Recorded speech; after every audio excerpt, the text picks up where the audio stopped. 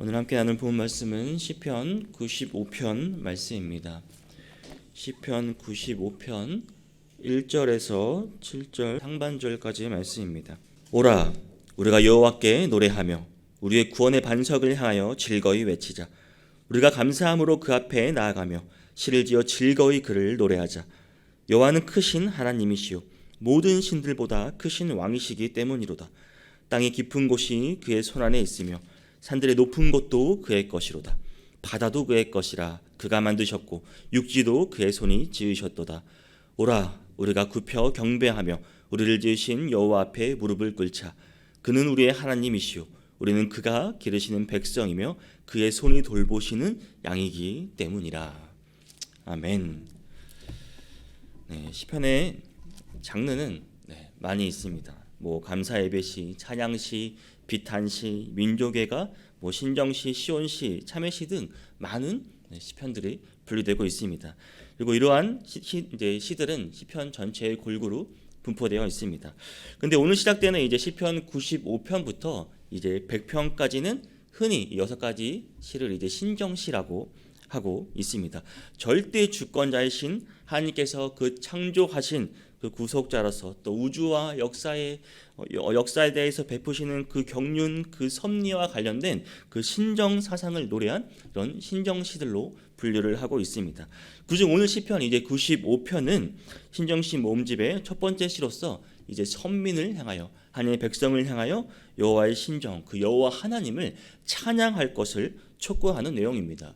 이 분위기를 보면 이제 예배에서 여호와 하나님 그 하나님이 왕이심을 찬양하는 예배 의식을 반영하는 것처럼 보입니다. 또 성소 안으로 들어가는 그 행렬의 모습이 그려지기도 합니다.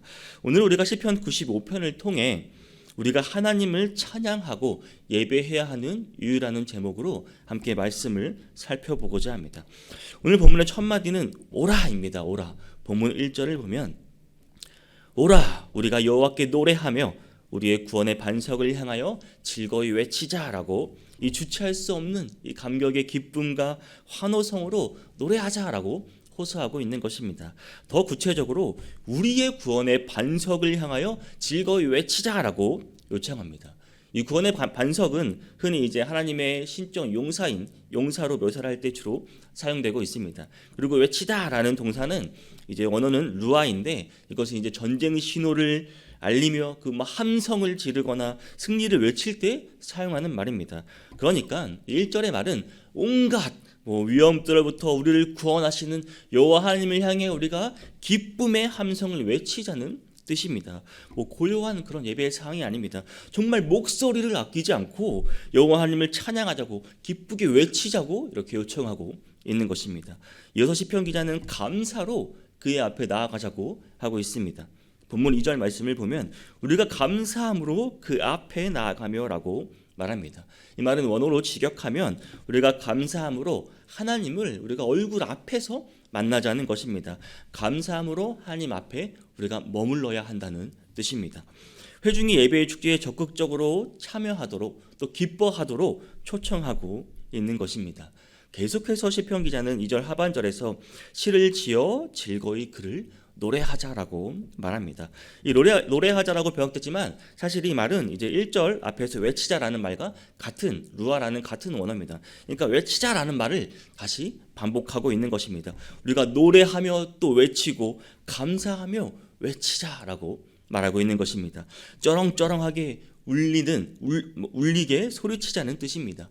하나님의 구원을 찬양하기 위해 그 벅찬 감격의 그리고 감사와 그 노래들을 우리가 해야 한다는 말입니다. 당연히 하나님을 찬양하는데 감사가 빠질 수 있겠습니까? 찬양이 빠질 수 있겠습니까? 사랑하는 성도 여러분, 우리의 예배가 이와 같아야 하지 않겠습니까? 상상만 해도 이 사람들의 이 당시 백성들의 그 열정과 그 불타는 마음이 여러분 느껴지시지 않나요? 진정으로 우리가 하나님을 온전히 예배하기를 원합니다. 감사하기를 바랍니다. 구원의 은혜에 감사하고 또 지난날 지켜주신 그 은혜에 감사하고 또 앞으로 지켜주실 그 은혜 또한 믿고 여러분 감사하시기를 바랍니다. 시편 50편 23절은 이렇게 말씀하고 있습니다. 감사로 제사를 드리는 자가 나를 영화롭게 하나니 그의 행위를 옳게 하는 자에게 내가 하나님의 구원을 보이리라. 여러분, 우리 예배가 감사함으로 우리 하나님을 찬양하길 원합니다. 마음껏 목청껏 소리 높여 찬양하고 또 찬양하며 외치기를 바랍니다. 그리고 이제 3절부터는 하나님께서 자기 백성의 그 목청껏 외치는 찬양을 받으시기에 그 합당한 이유가 제시됩니다. 본문 3절을 보겠습니다. 여호와는 크신 하나님이시오 모든 신들보다 크신 왕이시기 때문이로다라고 말하고 있습니다. 여호와 하나님은 위대하신 하나님이기 때문이고 모든 신들 위에 위대한 왕이기 때문입니다. 크다라는 형용사를 이제 2번 반복하여 강조하고 있습니다. 상상할 수 있는 모든 신들 위에 존재하시는 분이 바로 우리 하나님이십니다. 우리 왕 되신 분이십니다. 따라서 시편 기자는 본문 4절에서 이처럼 말합니다. 땅의 깊은 곳이 그의 손안에 있으며 신들의 높은 곳도 그의 것이로다. 여러분, 땅의 깊은 곳이 그의 손안에 있고 신들의 높은 곳이 그의 것이라고 노래하고 있는 것입니다. 사람의 눈에 발견되지 않는 깊은 곳과 사람의 발길이 닿지 않는 가장 높은 곳 모두 다 하나님의 통치 아래에 있다는 말입니다. 온 세상이 그의 손안에 있음을 강조하고 있습니다. 본문 5절에서는 바다도 그의 것이라 그가 만드셨고 육지도 그의 손이 지으셨도다. 바다도 그의 것이고 그가 만드셨고 그의 손이 마른 땅도 지으셨다고 말합니다. 시편 기자는 이제 그 하나님 통치자 하나님께서 당시 고대인들의 이제 바다를 가장 두려워했습니다. 근데 그 바다 또한 만드신 분이 하나님이시라는 것입니다. 삶의 터전인 그 육지를 조성하신 것을 밝히면서 하나님의 왕권과 하나님의 소유권을 선포하고 있는 것입니다. 이때 하나님의 왕권은 그런 창조의 바탕을 두고 있습니다. 그리고 1절에서 오라 라고 초청을 했다면 이제 본문 6절에서는 오라라고 번역되어 있지만 사실 원어는 이제 보라고 해서 들어가자라는 뜻입니다. 그러니까 왔으니까 이제 우리가 들어가자라는 것입니다. 이제 하나님께 더 가까이 나아가 하나님께 엎드려 우리가 무릎을 꿇도록 이제 격려하는 분위기로 이어집니다. 본문 6절을 보면 오라 들어가자 우리가 굽혀 경배하며 우리를 지으신 여호와 앞에 무릎을 꿇자라고 말하고 있습니다. 허리를 굽혀 경배하는 것은 이제 왕 앞에서 우리 자신을 낮추는 자세입니다. 그런데 시편 기자는 이보다 더 자세를 낮추도록 요청합니다. 허리를 굽히는 것이 아니라 우리 창조자이신 여호와 하나님 앞에 무릎을 꿇자고 말하고 있습니다. 이것은 몸을 최대한 낮추어 완전한 복종을 의미하는 것입니다. 이것은 우리를 창조하신 하나님 앞에서 우리 자신을 완전히 내려놓고 복종하는 행위입니다. 그것이 마땅히 우리가 취해야 할 자세임을 여러분 기억하시기를 바랍니다. 사랑하는 성도 여러분, 즐겁게 찬양하며 하나님의 임재 안으로 들어가되 굽혀 무릎을 꿇고 우리가 겸손한 마음으로 나아가야 하는 것입니다. 자기 백성을 기쁨으로 교제하도록 길을 열어주신 그 자비로운 하나님이시지만 우리가 함부로 나아가도 되는 그렇게 좋은 분은 아닙니다. 하나님께 감사와 찬양으로 예배하는 자가 반드시 그분의 음성을 듣고 순종해야 하는 것입니다. 그것도 지체하지 말고 오늘 바로 듣고 순종해야 하는 것입니다. 순종이 없는 찬양, 찬양이 없는 순종이 그런 것들을 우리를 가식으로 채울 뿐입니다. 그것이 껍데기만 있는 것이 의미가 있겠습니까? 성도 여러분, 우리는 누구이죠? 하나님이 지으신 존재입니다. 하나님이 지으신 자입니다. 그 손에 우리가 양이라는 사실을 여러분 기억하시기를 바랍니다. 하나님의 음성에 절대 복종하시기를 바랍니다. 하나님께 복종하는 것은 여러분 속박이 아니라 그것이 진정한 자유이고 참된 길임을 깨닫는 성도님들이 되시기를 간절히 바랍니다. 왜 우리가 하나님 앞에서 무릎을 꿇고 하나님 앞에 복종해야 하는지 그 이유가 본문 7절에 나옵니다.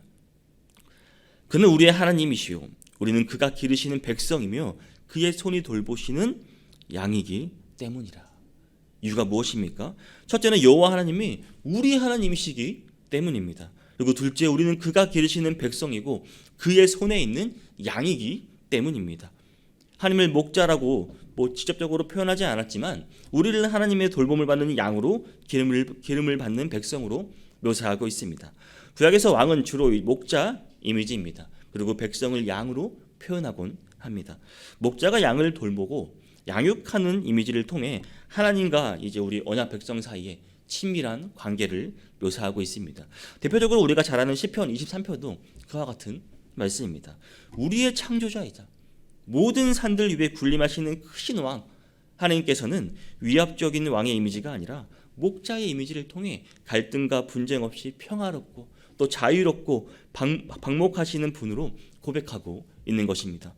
사랑하는 성도 여러분, 감사의 찬양과 또 시를 지어 즐거이 하나님 여호와는 우리의 반석이 되시는 구원의 반석이 되시는 분이십니다. 하늘 아래 모든 것을 창조하시고 다스리시는 오직 한 분, 참 신이시고 우리의 참된 왕이 되시는 분이십니다.